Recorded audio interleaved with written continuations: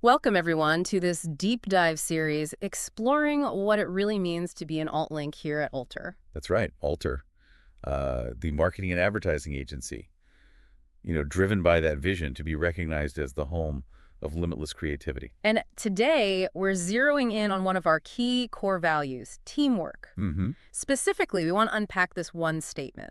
I address conflicts constructively, aiming to maintain group harmony. Yeah, and that's a big one because when you talk about teamwork, especially somewhere like Alter High Energy, lots of different ideas flying around, Right. pushing creative boundaries constantly.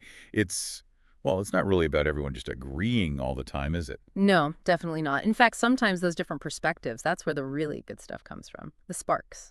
Exactly.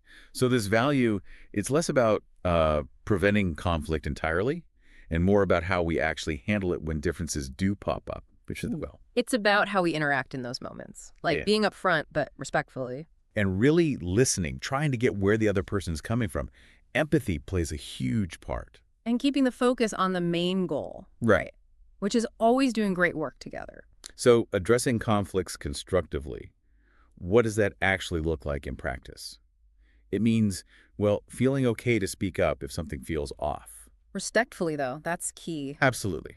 Respectfully. Hmm. And it also means being a really active listener when someone else brings up a concern. Trying to see it from their angle. The goal isn't finding someone to blame. It's finding a way forward, a solution. Yeah, and I think it's also about timing, like raising issues sooner rather than later. Oh, definitely. Catching things early. Don't let that tension build up and start affecting the team vibe, or worse, the work itself. It's like dealing with a small snag before it becomes a huge tear. Good analogy. And, Wow. we actually see this principle in action all over Alter in lots of different ways depending on the team. Okay, let's talk examples. Like maybe client success. They're often juggling a lot. Right. So picture this. Mhm. A project plan changes.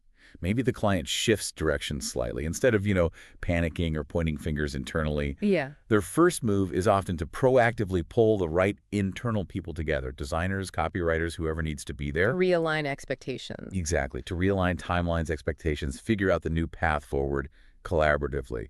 It's a reset, not a blame game. Okay, that makes sense. What about, say, the design team? Collaboration is huge there. Oh, for sure. Think about the creative process. Mm-hmm. A designer puts something out there, and they'll get feedback from copy, from CS, maybe social. Different perspectives. Totally. And a constructive approach means they engage with that feedback. They don't just get defensive. They ask questions, they iterate, they refine Until everyone feels good about it. until there's that collective agreement. Yeah. And usually the work ends up being much stronger because of that process. Okay, and production.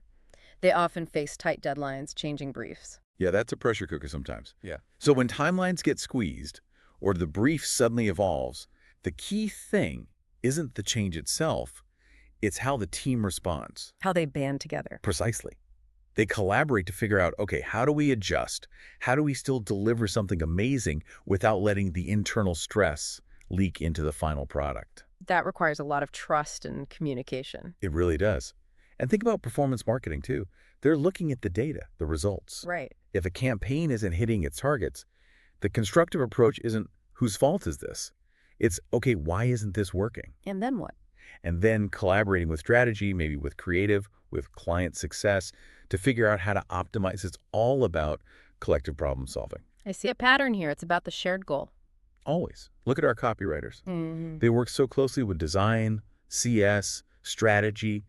If something in the copy isn't quite landing for one of those teams, They don't just dig their heels in. no, the instinct is usually to go back to the brief, ask clarifying questions, maybe workshop it a bit.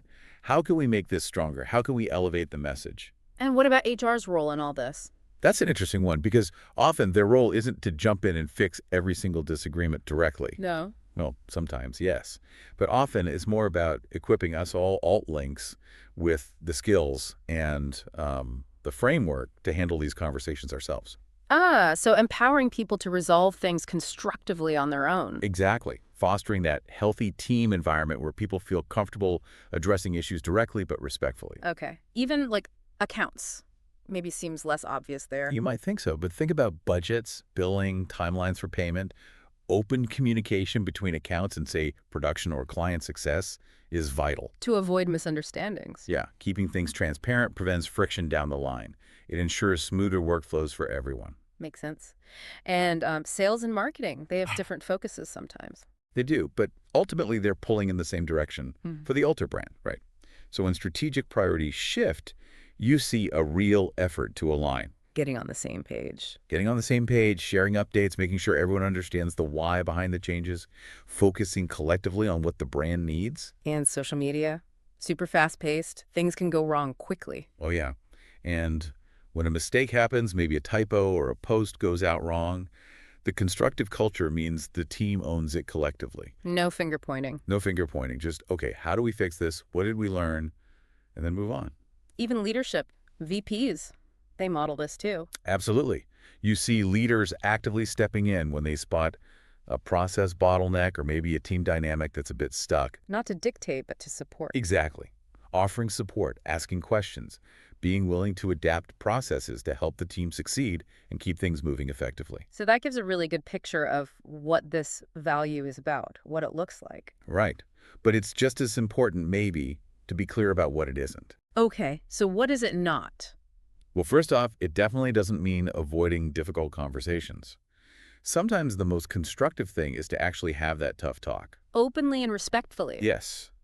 It's not about sweeping things under the rug because they feel awkward. And it's not about just letting things slide if they're bothering you, like letting resentment build. No way. That's the opposite of constructive. Letting frustration fester just poisons the well, you know? Yeah. It hurts the team harmony we're trying to protect. Addressing it is key. Even if it feels uncomfortable in the moment. Especially then, maybe. And fundamentally, it's not about ego. It's not about winning an argument or proving you're right. About the team's goals. It's about the team's goals, the project success, alter success. Sometimes that means putting your own preference aside for the sake of the collective outcome. I think underneath all of this, there has to be trust, right? Oh, absolutely. Trust is the bedrock. You need to trust that your colleagues are coming from a good place, that they also want the best outcome. That allows you to speak up honestly.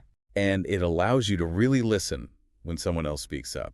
Even if you disagree initially, you trust their intent. So protecting harmony through constructive conflict, it's not just damage control. Not at all. It's actually a proactive way we turn potential problems, challenges, differences of opinion into fuel. Fuel for progress. Fuel for progress, for better solutions, and ultimately for that limitless creativity we're always striving for. It's how we get stronger together. Well, thank you. That really helps clarify what we mean when we say, I address conflicts constructively, aiming to maintain group harmony as an alt link here.